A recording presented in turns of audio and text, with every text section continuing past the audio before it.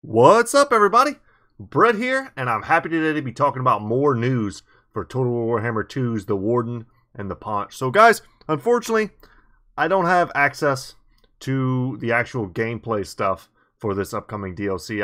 I'm not in the secret club yet. One day maybe. But for now, CA has still been putting out new information almost every day. I've been consuming probably a lot of the same stuff you have. The videos, I like Lore Master of Sotek, Turin, Italian Spartacus, Milk and Cookies, Janet on occasion even. All those guys are great. And I watch their videos whenever they get early access to stuff. I watch their stuff. And I try and, I know what information I'm looking for. And sometimes what they're interested in and what I'm interested in are two totally different things.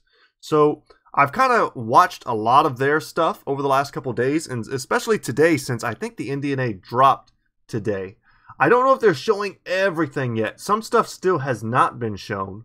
And I think there are even still a few more goodies that have not been released. I'm going to go through both the Warden and the Paunch side of this. And since I have seen so much, a lot of the things that are listed down below will make a lot more sense because actually I've seen them or I know what it's about. So it'll make a lot more sense. But yeah, there's some knowledge that's not dropped through this, and any extra stuff that I've learned today I'll try and pass on to you through this video. Also, something else I wanted to do today is really just ask, who would you like to see in my next campaign? I'm down to do whoever. I'm really interested in the Warden, Eltharion. I'm interested in the way he plays. I love defensive style combat. He gets access to some unique high elf units that are really powerful. Just these like really well armored archers. They're basically like Lothern Sea Guard on crack. These dudes are so damn strong and cool. They're very like thematic in the way that I like to play. I'm interested in that. He also gets like a special city. That whole mechanic is going to be very cool. You build it up, it gives you all these benefits, and eventually it kind of leads to a massive siege with Grom as kind of your antagonist. And then Grom has this cool cooking mechanic.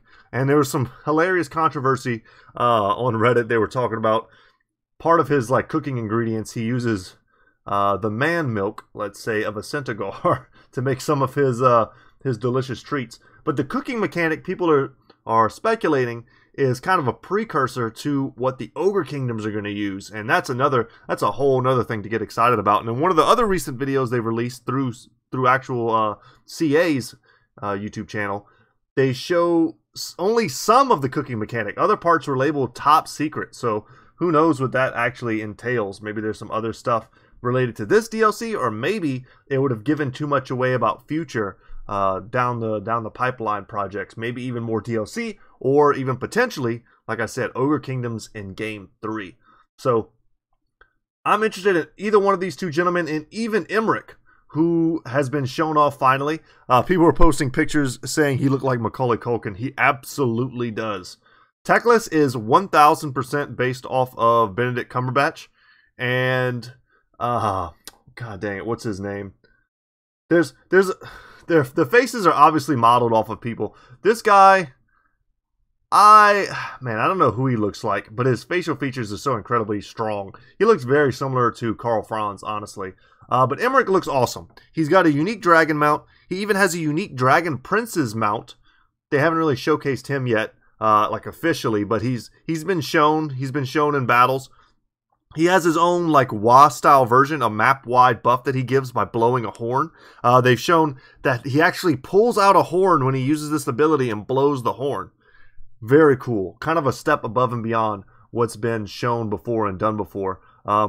Most units in the game don't really respond to their own abilities that way. So that's a cool little neat thing for him. So to have two unique mounts, a very unique ability with unique animations, he's a step above and beyond a normal FLC Lord, what you would expect. He is great. Also, his starting location is awesome. Perhaps if they release more official information, we can do kind of a whole little video on him where I just kind of rant and rave about that. But I'm happy to do a campaign on either of the three. I don't expect to get hundreds of votes or anything, but just let me know what your thoughts are. It might lean me one way or the other. I'm kind of leaning towards Grom right now, just because I'm very interested in the DLC for the orcs and also their rework in general. They just have so many more tools to play with. But I'm also, the Warden really fits my playstyle. So I'm kind of torn. And I think of the three, these are probably the two that most people will want to see. Even though by the time I get a chance to get my hands on it, most YouTubers who have early access will probably already have beaten an entire campaign, which is, you know, just my luck. But anyway, guys, let's go ahead and read this stuff without any further ado. Maybe we'll glean some insight that's been missed through videos, perhaps. And whatever the blanks are, I'll try to fill them in with my own current knowledge. So, Eltharion the Warden, dour but beloved ruler. Eltharion the Grim is truly one of the greatest of all of Ulthuan's generals. His past exploits of driving attackers from the shores of Ulthuan, including the first legendary Wah of Grom himself, saw him elected as a Warden of Tor Yvresse, and in previous years he has taken his blade overseas to the Old World in an attempt to scour his arch-enemies, the Greenskins, from the land. Though he managed to slaughter countless war bosses and topple many orc fortresses that theretofore had survived earthquakes, Bretonnian crusades, and dwarf sieges, he eventually learned that the attentions of the belligerent Greenskins could never be abated. Returning to Tor Yvresse, Eltharion decided with grim determination that he would use his tenure to train the city's armies and fortify its defenses as never before. When the city comes under threat, the Warden of Tor Yvresse uses any and all means to protect his realm, though his methods may be questionable to his peers. The dour ruler is dearly beloved by his people and feared by his enemies, taking to the skies upon his griffin Stormwing in times of war to cut through foes like a wind of blades. That's a pretty damn good, concise description. So we know that he has an interrogation mechanic where you can either, I don't know, I'm pretty sure it gave you three options. You can like execute, you can interrogate, or you can try and like coerce them to join you. Who knows how that will exactly work. Seemed cool though. Also, his fortress city that he has, it has 3 states and at least three unique maps that we've seen.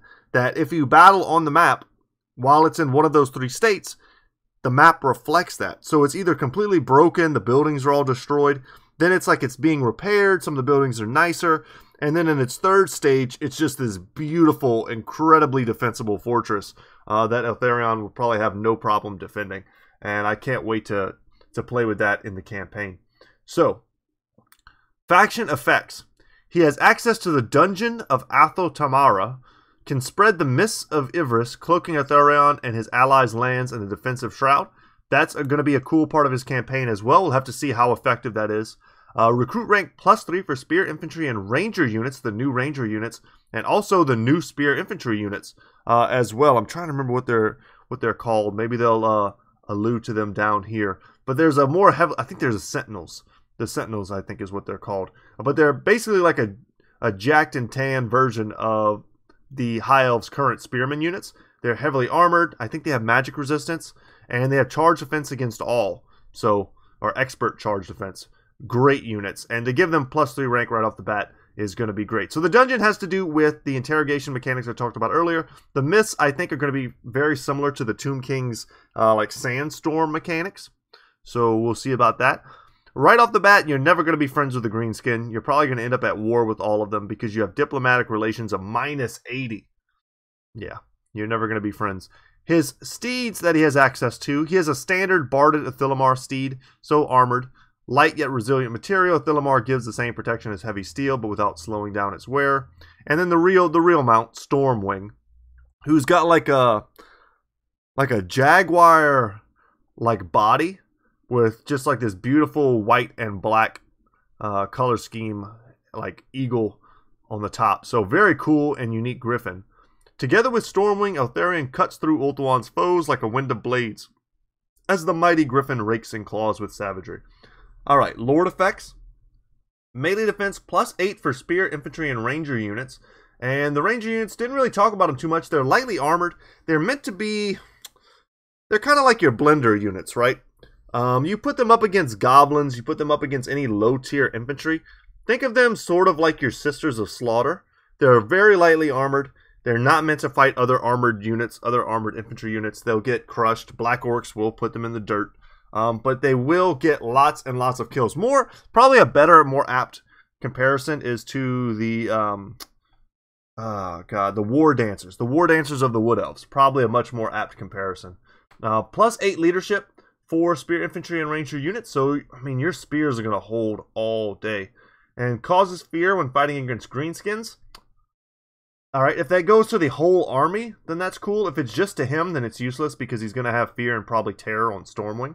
And he's immune to Barren Wasteland attrition. That's good. Because Rapunce having to stop and get water is no bueno. Unique items. The Fang Sword of Eltharion. This rune-encrusted longsword has been passed down through Eltharion's family for generations, bestowing onto him the zeal of his forefathers. So, his model, he fights with both a spear and a sword. So, very cool.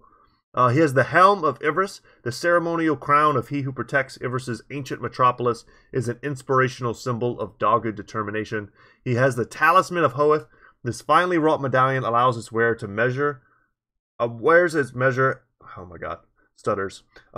its wearer a measure of the original Warden's magical knowledge to aid in the guardianship of Yvresse. So, he's also a caster of high magic, which is a very useful and versatile lore of magic also. So, he's going to be a great lord. I'm excited to play with him.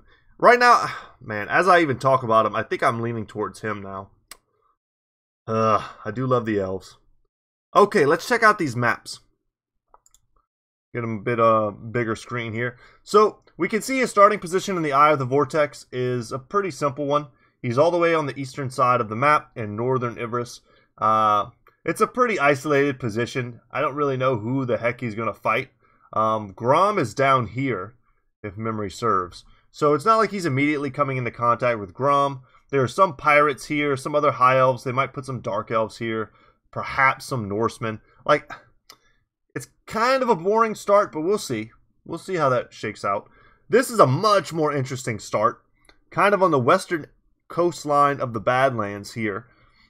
This central area here, if you can see where I'm circling, that I believe is the marsh area that they've added. Really crappy vampire area that you don't want to go into. But it's based off of the lore, the Strigoi Ghoul Kings, I think, rule from there. But yeah, so he's here. Dismiss. I've been selling all my little trading cards on Steam. I'm going to keep popping up. There's like a billion of them. Trying to get a little bit of money saved up with that. You can make like 20, 30 bucks if you sell them all. Anyway, he's on the western coast, and that's going to immediately put him into conflict with, let's see, you've got Wurzag is here in these mountains here right by Ekrond. And if you want, you could probably just leave. I don't know. I think you're going to start with like a dual ownership. You might have some of Yvresse while also being in the actual Badlands. So if you want to fight orcs, the Mortal Empires campaign is pretty much all you. I would also like to fight High Elves versus Tomb Kings. I feel like I don't get to do that very often either. Yeah, I'm very excited for the Mortal Empire start with him. That looks great. Okay, his unique skills. See if we can learn anything new here. A World Asunder. Cooldown minus 50% to Mistwalker Barrage. Public Order -1. Local Province. Enemy Leadership -8. I mean, that's a good ability. If you're finding yourself camping out in the enemy's territory, I mean, -8 leadership is huge. You could find yourself easily breaking whole armies. Combine this with any other effects, fear and terror, any magic that might help. I know the ROR of the War Lions, they have an activatable ability that lowers leadership. So there's just all these little ways where you can take advantage of that and rout enemies. Break upon the walls. Unending volley for missile units. Armor +10 for shielded units. Lord's armor. Okay, so I don't know what unending volley is exactly. Maybe it probably increases reload speed for nearby missile units. And then +10 armor for shielded units is great. I mean, those Sentinels, once again, they're getting tankier by the second. Now we've got dedicated to Ladriel. Attribute Stalk for the Mistwalker's units in his army. Missile strength +20% for those. And vigor loss reduction -40%, so they won't get tired. Yeah, these are for all of the special Mistwalker units. They're campaign exclusive. You can't use them in multiplayer except in custom battles. And they are extremely powerful. They're unique to his faction. They're hybrid units who have really awesome abilities. One of them has super range and shield breaker. It's basically like using Ushabti, but in huge numbers, but very slow rates of fire. Another one is basically like a heavily armored version of a Lothern Sea Guard and stronger with expert charge defense. And I think there's like 3 tiers of them, but they're all really good. We've got Grim Discipline, replaces martial mastery and martial prowess for the army, and gives the passive ability Grim Discipline. I think I've seen this. Grim Discipline is like, unless you drop below 25% HP, you basically have like martial mastery active. And attribute expert charge defense for the entire army. So, I mean, a lot of those units already have it that you're going to be using. But to give your entire army expert charge defense basically just means that you don't ever care if anyone charges into you. It completely negates all charge-based units on your enemy's army, which is amazing. Chariots suck. Cav becomes a lot worse. That's awesome. Storm of Blades, armor-piercing weapon damage plus 55. So more AP. Speed 15%. Great. Unyielding March, campaign movement range plus 10%, recruitment cost minus 25%, and then global recruitment capacity plus 2. That'll allow him to attack anybody he wants, get away from anybody he wants, and to replenish his forces should he lose some very quickly. So great. And then Wall Warden, construction cost minus 25% for wall and garrison buildings. That's cool. That's something I spend a lot of money on in my campaigns. Every single city I take, I build walls. So that's a huge benefit. And it's faction wide, of course. Construction time minus 2 for wall and garrison buildings, and armor plus 15 for all units when defending. But that's only for the Lord's army. But that's still amazing. So you can put up walls right away. That's great. I didn't know this. So I'm getting some new information right now too. I didn't know a lot of these things, but this is an awesome ability. This is one of those things that kind of changes how you can play a campaign. When you can just instantly hit a place and then like next turn have walls up, it's going to be hard to take land from him. It's going to be really, really hard. So Eltharion looking good now. Let's go over to the Paunch. The Paunch himself and Niblet riding on his back. I saw earlier that there are animations with Grom where Niblet jumps down off the banner and like hangs out on his chariot and then feeds him a big piece of meat. And then like climbs back up into the chariot. It's hilarious. All right, let's read some of this. Grom the Paunch, self-styled Goblin King. Grom the Paunch is a huge and powerful lump of a goblin war boss, a superlatively sized individual whose looming presence and ferocity makes him a living god amongst other goblins. His prodigious size was caused by him once having consumed a portion of uncooked troll meat, an act of gluttony that means he must relentlessly eat copious amounts of food to keep constantly digesting the regenerating flesh, lest his massive protruding belly eventually burst. It is said that Grom has not seen his legs since consuming the foul meat, yet his frightening size means that he no longer needs to, and can instead, order others to see them for him if he wishes.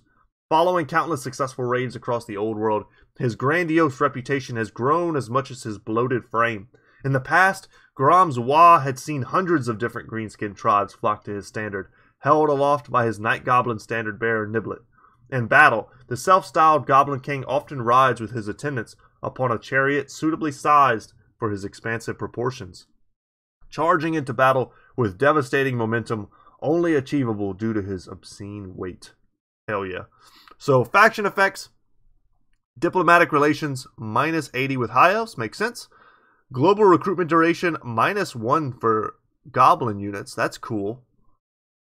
Yeah, just always getting goblins. Has access to Grom's Cauldron. That's his cooking mechanic we talked about earlier. Suitable climate, temperate island. Okay. And Wa has a chance to contain pump wagons. So they've reworked the way Wa's work. They've made them basically 40 stacks. An additional 20 stack, a full group of units that attach to your army. Unfortunately, they will slow down your movement speed. They will have base movement speed. But based on where you are on the map, determines what type of units will be in that Wa. So, and how many units you have. They'll match your number of units. If you have a full 20 stack and you get a Wa, you'll get a 20 stack that will be determined in composition based on where you are. If you're in the mountains, You might get a wyvern if you're near a volcano, I think, or something like that. You might get lava. What are they called? The lava Arachnaroks. Very cool. But yeah, that's how that works. And he gets pump wagons, the new unit in his. So his mount is, he's always mounted atop a chariot. So he starts off turn 1, you've got a chariot. And chariots are pretty OP in the early game when very few armies have the compositions necessary to stop them, or the damage necessary to stop a highly mobile charge heavy lord like that. So lord effects, leadership plus 10 when fighting against elves. That's awesome. So your goblins are just not going to want to run. His ability is Grom's Wa. He's got his own unique Wa, as I think all the legendary orc lords do. Physical resistance plus 10% for goblin units. That's huge. Absolutely huge. If I play him, I'm going to basically only use, well, I'm going to mostly use goblin units. They're my favorite units to use in the orc lineup anyway, in the greenskin lineup. I'll bring a few black orcs here and there, a couple big ones, you know, as the need arises. But I actually prefer to play with the goblins and get their buffs. And minus 50% upkeep for chariot and pump wagon units. So really trying to make you use them there. Trying to get him to have a very charge-centric army, which is definitely something you can do with the greenskins. So, unique items, Axe of Grom. Like a butcher's cleaver, Grom uses the fabled elf biter to make tasty cuts of meat out of his rivals. Doesn't really tell you what it does, though, does it? Lucky Banner, along with his serendipitous standard bearer Niblet, who once somehow survived being sat on by him, the Goblin King's banner brings inexplicable luck. I know he gets regeneration. I'm not sure what all he gets from all of these things. I wish they'd have given more factual info there. That's all right. So we're looking at his Eye of the Vortex start position. It is exactly where I thought it was. He's in this kind of tight mountainous region here. He's got, let's see, Wood Elves here. You've got Krotgar here. You, of course, have some Empire here. And lots of Tomb Kings in Bretonnia. You've got vampire counts, some pirates. There's a lot of stuff for him to fight, and dwarves, I think, here as well. So, yeah, I mean, the coolest thing about these start positions and what CA's done in general is they've really added a lot of variety to every location. It's not just like it used to be. I mean, I remember playing my first campaign as the Empire, and I basically spent my first 150 turns fighting other Empire. And I was just like, is that what this game is? It's like, no, man, there's all sorts of stuff you're supposed to be fighting. And that's changed a lot since they've expanded the map and added factions and lords and such. So his Mortal Empire starting location is in... Oh, man, I just had the name of it. It's been recently added. It's an Orc Mountain. I forget the name of it. It's got a very Lord of the Rings sounding name. I'm totally blanking on it right now. Sorry, guys. But it's surrounded by Bretonnia, and he's going to have to fight his way out of there, and it's also right next to the entire realm of the Wood Elves. I would not want to pick a fight with the Wood Elves as the Greenskins. Maybe goblins are really good at dealing with Wood Elves, though. That's possible. A lot of chariots plus little shielded guys. It could work. You've got Beastmen and Empire coming down from this region, and of course, you're right across a small amount of water from Ulthuan itself, which is probably where you're going to want to head. You can either go to Ulthuan if you want to kill some good guys, or you can go to the Empire and fight humans all day long if you want. And there's even some dwarves right here in the middle too if you want to snack on them. Bother Skarsnik.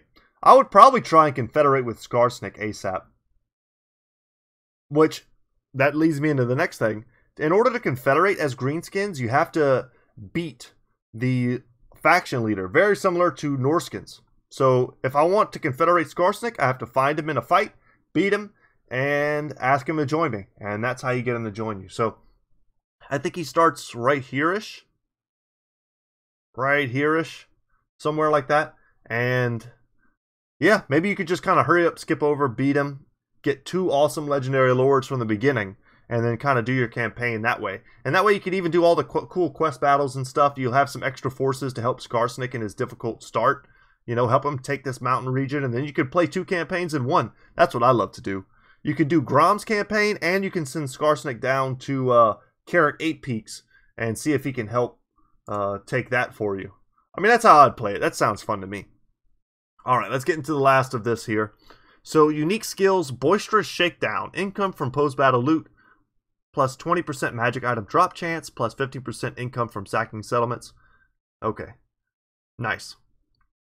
That's a lot of money in magic items. Chariot Races. Attribute, Perfect Vigor for chariots and pump wagon units, plus 10 armor for them, and plus 12% speed. Yeah, you're definitely going to want to build chariots with Grom, no doubt. Coming back, enemy leadership -7 for Elven units in his local region, and wound recovery time -2. Wow. I love the -7 leadership. They're notoriously high leadership having factions, so they can be hard to break, especially on harder difficulties. You've got Culinary Curmudgeon, plus 15 growth in all provinces. Casualty replenishment rate, plus 5% for the Lord's Army. This is an amazing one. I would get this as fast as possible. Getting early growth is great, and casualty replenishment rate is always useful for the Greenskins. We've got down to size here, bonus versus large, plus 10 for Goblin units. Awesome. And then melee attack, plus 6 for Goblin units. I know he has a bunch of other Goblin-centric skills also. So I think your Goblins are going to be deadly by the time you're done getting all of his skills. The faster you level up Grom, I think the easier your campaign is going to be overall, because these abilities are so good. You've got Gargantuan Glutton, gives him 8% hit points and 8% physical resistance. He's going to need that as a chariot unit. They're pretty easy to snipe sometimes. His Great Immensity, leadership plus 9 for Goblin units. Leadership aura size plus 75%. So that's awesome. Your Goblins are going to be like unbreakable. Roll them over. Attacks cause rattled effect, reducing combat ability charge bonus by plus 50%. Awesome. The Greaton is here. Okay. Doesn't tell you what it actually does. And Language of the Boys. Passive ability, Language of the Boys. Okay. So guys, that's going to be it. I learned a few things from this that I didn't actually learn from watching other people's videos. I wish they had an Emmerich, one of these we could click on too. But I hope you enjoyed this little bit of a review. Thanks to CA for putting out this extra information. I know it's basically all about this button right here. They're trying to get you hyped that way. If you haven't clicked this button yet, you're going to go ahead and click it. I've already clicked it. I clicked it the second I knew I could buy this. I went ahead and ordered it. But guys, I'm Brett. My channel is Goodtalk Gaming. I hope you enjoyed this little overview. Look for more to come in the future. I'll try and talk about things that other people have missed. Give you additional information perhaps that isn't somewhere else. For instance, I haven't seen too many people except on Reddit talking about the fact that it looks like there's a black orc big boss that you can get. I think I saw it in the trailer and I tried to like freeze frame it, but it was kind of hard to see. But we've had like inklings of that in other people's videos, but they're not allowed to show certain things yet, it seems like. So it seems like there's a few things left to be revealed. So don't be surprised if this is not the last video that I make. But anyway, as always guys, I'll be here. I'll see you in the next one. Like and subscribe and all that good YouTube stuff if you feel like it. All that stuff helps me out and I appreciate it. Alright y'all, take care and stay safe out there y'all.